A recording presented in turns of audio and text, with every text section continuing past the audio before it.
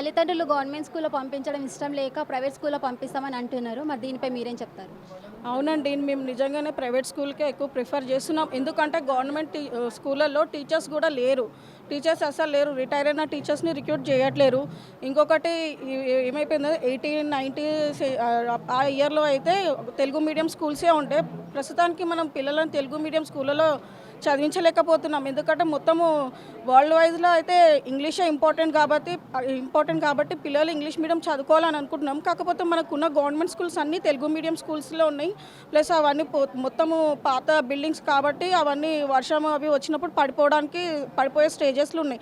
So దానివల్ల buildings మంచి చేయాలి. ప్లస్ వాష్‌రూమ్స్ కూడా సరిగ్గా లేవు. Plus teachers main importance English medium well educated teachers recruit చేస్తే మేము ప్రైవేట్ స్కూళ్ళల్లో లక్షలు పెట్టి ఎందుకు స్కూళ్ళకి పంపిస్తాము గవర్నమెంట్ స్కూల్స్ సరిగ్గా ఉంటే. ఇంకొకటి ఏంటంటే మాకు ఇయర్ ఎవరికైనా పేరెంట్స్కి ఇయర్ పిల్లలు పెద్దగా అవుతుంటే అరే వాళ్ళ స్కూల్ అయిపోతుంది, నెక్స్ట్ ఎడ్యుకేషన్ అయిపోతుంది, వాళ్ళు వెల్ సెటిల్డ్ అవుతారని అనుకుంటారు. కాకపోతే మా తల్లిదండ్రుల భయం ఏంటంటే ఇయర్కి 30,000 40,000 వాళ్ళు ఇష్టం వచ్చినట్టు ప్రైవేట్ స్కూళ్ళలో ఫీజులు పెంచుతున్నారు. సో ఇక కంపల్సరీ మేము కూడా మంచిగా ఎడ్యుకేషన్ ఇవ్వాలనేసి మేము అప్పులో సొప్పులో ఏవో ఒకటి చేసి మేము పిల్లలను చదివిస్తున్నాం. ఒక్కొక్కరికి 1,00,000 వేస్తున్నాం. దాని ద్వారా మేము ఆర్థికంగా కూడా చాలా వెనుక అయిపోతున్నాం. కుటుంబంలో కూడా కొంచెము ప్రాబ్లమ్స్ వచ్చేస్తున్నాయి. ఫైనాన్షియల్గా కూడా చాలా వీక్ అయిపోతున్నాము.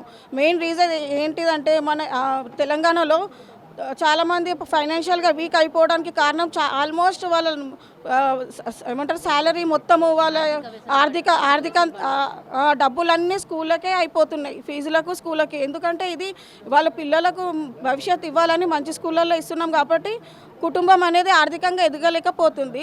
సో దీనివల్ల నేను సీఎం గారికి ఏం రిక్వెస్ట్ చేస్తున్నానంటే లాస్ట్ ఒక 10 years టీఆర్ఎస్ పరిపాలించినప్పుడు అప్పుడు కూడా ఎడ్యుకేషన్ మినిస్టర్స్ వాళ్ళు ఎవరు లేకుండే.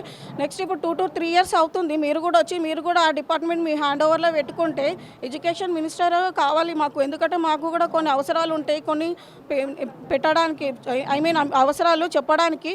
మెయిన్ ఏంటంటే ప్రభుత్వ స్కూళ్ళల్లో రిక్రూట్ చేయండి, ఇంగ్లీష్ టీచర్స్ని రిక్రూట్ చేయండి, బిల్డింగ్స్ బాగు చేయండి, ప్లస్ వాష్రూమ్స్ అవి ఇవి కొంచెం క్లీన్ చేయండి. ఓకే, ఇదే అండి. కొంచెం మౌలిక వసతులు అన్నీ ఏర్పాటు చేస్తే మేమంతా కూడా ప్రైవేట్ స్కూల్ వదిలిపెట్టేసేసి గవర్నమెంట్ స్కూల్లోనే జాయిన్ చేస్తామండి. మీరు గవర్నమెంట్ స్కూల్ చదువుకొని సీఎం కాలేరా సార్?